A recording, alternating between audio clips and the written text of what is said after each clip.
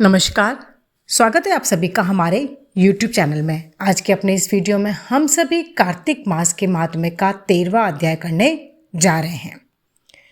जब दोनों ओर से युद्ध मैदान में गदाओं, बाणों और शूलों आदि का भीषण प्रहार हुआ, दैत्यों के तीक्ष्ण प्रहारों से व्याकुल देवता इधर उधर भागने लगे।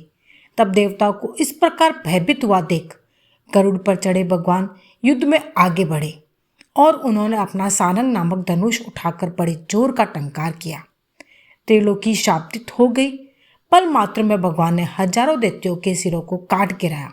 फिर तो विष्णु और जलंधर का महासंग्राम हुआ। बाणों से आकाश भर गया। लोग आश्चर्य करने लगे। भगवान विष्णु ने बाणों के वेग से उस दैत्य की ध्वजा, छत्र और धनुष बाण काट डाले। इससे व्यथित हो उसने अपनी गदा उठाकर गरुड़ के मस्तक पर दे मारी।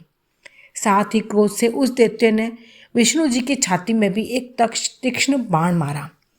इसके उत्तर में विष्णु जी ने उसकी गदा काट दी और अपने शारंग धनुष पर बाण चढ़ाकर उसको बींधना आरंभ किया।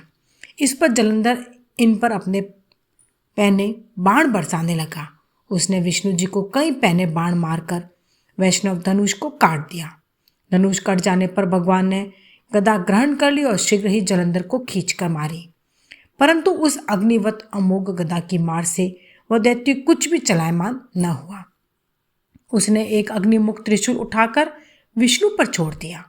विष्णु जी ने शिव के चरणों का स्मरण कर नंदन नामक त्रिशूल से उसके त्रिशूल को छेद दिया। जलंधर ने झपट कर विष्णु जी की छाती पर एक जोर का मुष्टिक मारा।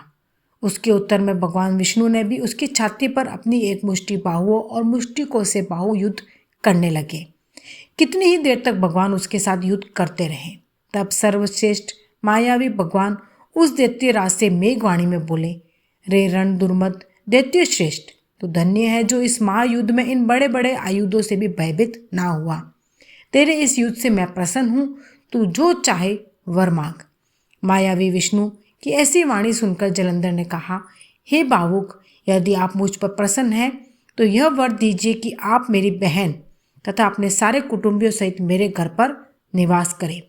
नारद जी बोले। उसके ऐसे वचन सुनकर विष्णु जी को खेद तो हुआ, किंतु उसी क्षण देवेश ने तथास्तु कह दिया। अब विष्णु जी सब देवताओं के साथ जलंधरपुर में जाकर निवास करने लगे। जलंधर अपनी बहन लक्ष्मी और देवताओं सहित विष्णु को वहां पाकर बड़ा प्रसन्न हुआ। फिर तो देवताओं के पास जो भी रत्नादि थे सबको ले जलंधर पृथ्वी पर आया। निशुंभ को पाताल में स्थापित कर दिया और देव, दानव, यक्ष, गंधर्व, सिद्ध, सर्प, राक्षस, मनुष्य आदि सबको अपना वंशवर्ती बना त्रिभुवन पर शासन करने लगा।